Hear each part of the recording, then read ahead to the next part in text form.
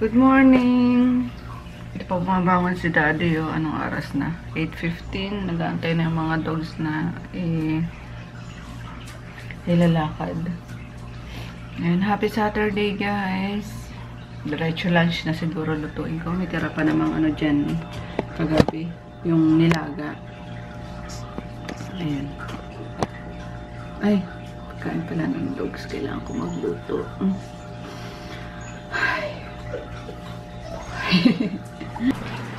Kaalis lang ni Daddy, tsaka ng mga dogs. Maggie, dito ka lang, baby.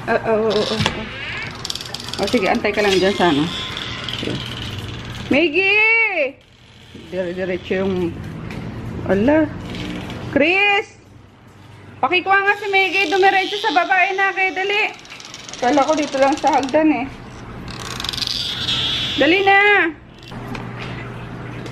Wala na pala yung ano, yung dilaga. Kagabi kumain pa siguro. Ay, meron isang peraso. Tapos sabaw, kumain siguro si Franny. Wala naman pa ako. Bibif pa naman dito eh. Yung minarinate ko kahapon, yun na lang din ulam nila ngayon.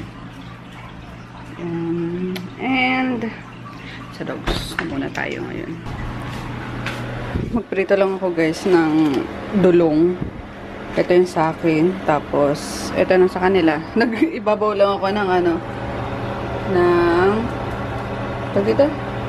Sausage sa kanin. Ayun. Ito kasi sa aso to. Yung brown rice. Kailangan kumain ng ano ngayon, ng agahan. Kasi magpapaligo ako ng mga aso eh.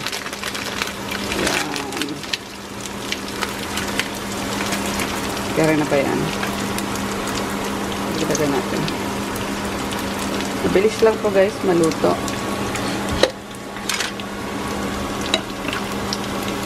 By the way, kaya ganun yung kulay nung ano, nung oil. Again, gamit na oil na yan. Yung pang ano talaga siya, pang isda. So, para after neto, pwede ko na siyang matapon. Kasi sayang pag bagong oil ang gagamitin mo.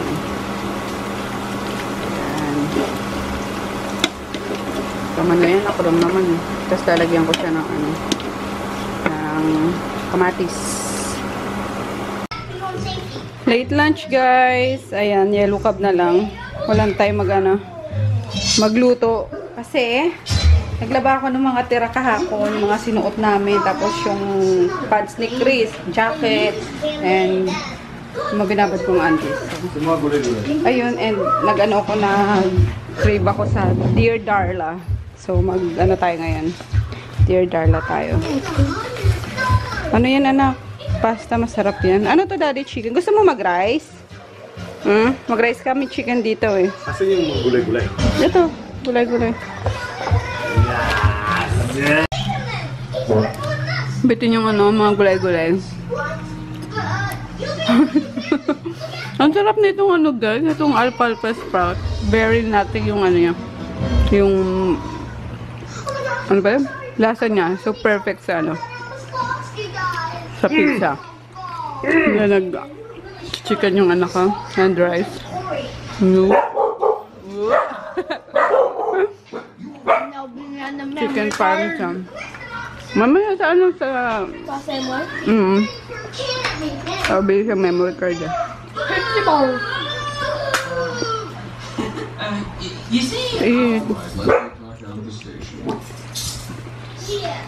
Kain guys. Huli mo na yan, Daddy. Huli na yan. Pig-pig na yan. Dali na. Katayin na yan. Joke lang. Anong kotay? Yeah. Paliliguan ko na sila. Come, baby. Come, baby. Come. Ha? Kumakanta ko eh. Napasok mo siya dyan. Lalas ko lang si Grutin kasi. Kumakbang ka na lang. Ako magpapaligo, si Daddy magpupunas. Ayan kasi masikip nga eh. Si Maggie tsaka si ano, Dayong. Next. Sino? Si Poknat. Poknat! Halika na dito, baby boy. Come here, baby boy ni mommy. Dali na, dali. Ikaw tago ka pa. Isus! Chill ka pa. Likot ni ni Dayong-yung. Dami kong kalmot, oh. Colors. Tuloy mo mabuti yung nila. Likot-likot, Si Maggie tinuyong mabuti yung tiyan niya. Grutin, ikaw ba nakakaamoy na? Grutin-ting kong mahal. Parang masama na naman ang tingin niya Parang masama na naman ang tingin niya, oh. Oh, guys, oh. Masama na naman ang tingin niya, oh. Oh. Mamaya ka pa. Last kita paliguan at mabigat ka Pinupuno ko pa, guys. Hina ng tubig Di ka na dito. Come here. Dali na. Bumili pala ako kanina, guys, nitong passport holder. Wala, nakitan ko lang. Lagi ako nakakita nito sa bazaar. Ako bumili. Tapos kanina, nakitan ko. Ayan, kay Froggy, sa akin, sa kay Chris. Ayaw niyang gamitin yung yung, tawag dito? Tunay niyang pangalan. RMK sana So, ayan mo na. Yan lang, cute. Tapos yung namin is alam ba yun? 17 ata, yung appointment namin sa DFA. So, ayan. Baka sumabay si Mika tsaka si Lucia. Kasi 'di ba, ang hirap kumuha ng ng appointment. And then kapag may baby na yung below 7 years old ata, pwede na lang walk-in. So, yung sabay si Mika Rug. Tapos, bumili na lang din ako ng undox na yung kalahating part lang. Ayun, nagsaing na ako, napakain ko na yung mga aso, nakapaghugas na ako. Wala na, yung mag-ama. Pinutusan ko lang si Chris magtapon ng basura. Hindi na nakabalik. Sabi ko sa tatay, sundan mo yung anak mo, tawagin mo. Hindi na rin nakabalik. Talaga doon dalawang mga pasaway. Kaloka. Nagkakaisa na ata ako Dito si Ronald. May nagpapa-shoutout kay Ronald. Nakalimutan ko lang. Mag-hi ka na lang, Ronald. Aywa. Hi! Hi. Hi. Ayun, kumain siya ngayon dito. Dito yan matutulog pag Sabado. Sama ni Chris. Ayun, kakakain pa lang namin. Pero papapak na naman to ng Nakita ko sa 7-Eleven honey butter. Actually, nakita ko siya kay Sis Faye. Meron doon sa 7-Eleven. So, napagawi ako kanya 7-Eleven. Kasi nagbayad ako ng tubig. Ano ko? Katerno mo pa, nak. Dilaw din. Katerno mo. Nanonood siya dyan ng TV sana. Salamat yun. Group chat ni Mami. Powerpuff Girls. Group chat namin. Powerpuff Girls.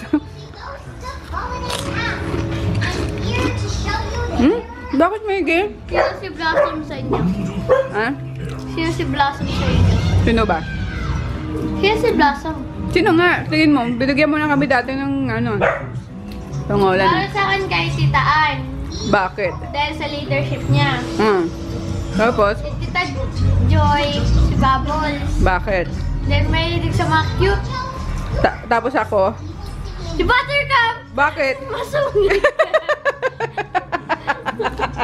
So, ayun guys si Tita Anya daw, si Blossom. Si Joy, Tita Joy niya, si Bubbles. Tapos ako si Buttercup kasi masungit. Wow! Nag-ano yung labi ni Ronald Mabayulet nagpiping-ping. Napapasaya talaga ako nila guys pag nakikita ko yung mga picture. Actually kulang pa yan, ang dami ko pang dogs. Ayun. Yan lang yung na-produce ko ngayon na mga picture. Lalo na si Poc na to, tingnan mo, ang kinis-kinis niya nun. Dito na to sa sa apartment, diba? Pero ngayon, konti na lang. Kikinis na ulit si Paknit ko. Ayan, tapos si Groot, ang macho. Tingnan nyo naman yung niya, yung muscle niya, no? Ang yabang, nasa salbabida pa yan. Tapos si Junior. Cute, baliw na baliw si Daddy sa mga breed ni Junior eh. And then si Jasper Tot.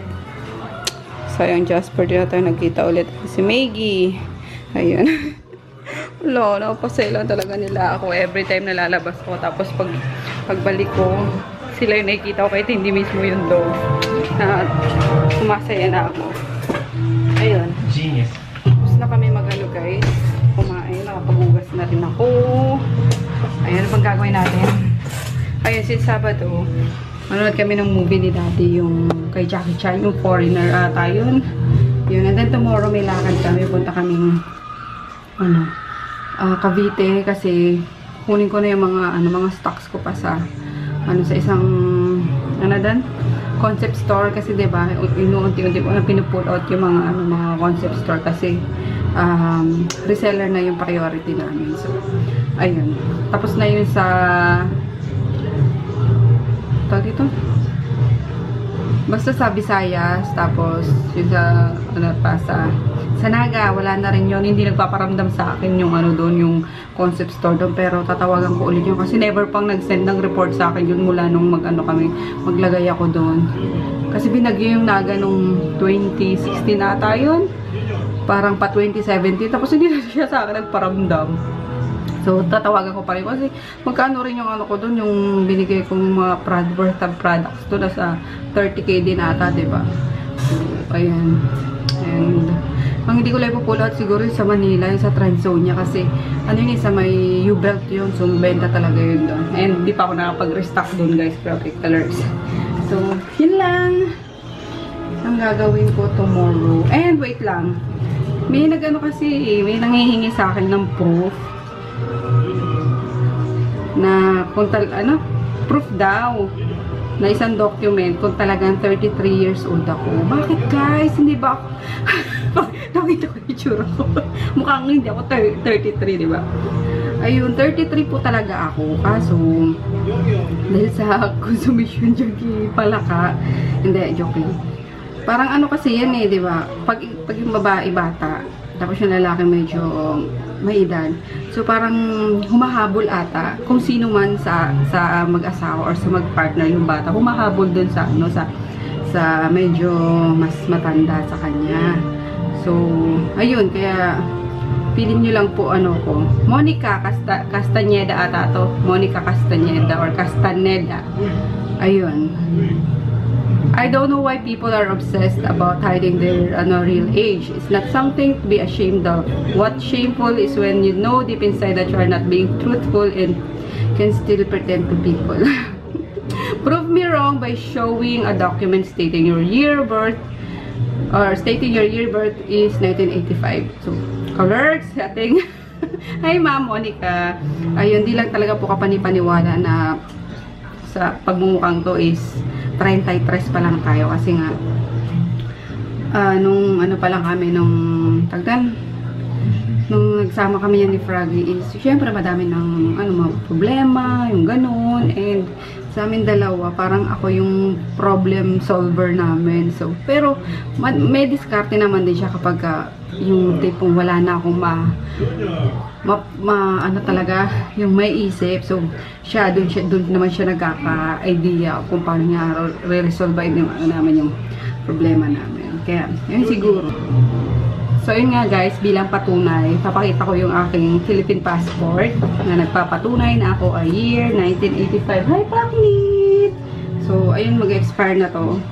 Kaya magre-renew na kami sa January. Pakita ko lang. January 4, 1985. See? Naniwala na kayo? Ayan 1985 po talaga ako. Hindi ako nagtatago sa tunay kong edad. Hindi ko hindi ko ang patawag doon, hindi ko nakaya yung tunay kong edad. 33 po talaga ako. Tapos si Froggy is 44. Kung daw nagkakamali. Kasi 11 yung namin yan, gap namin yan eh. 1974 kasi siya eh. So mag-45 na siya.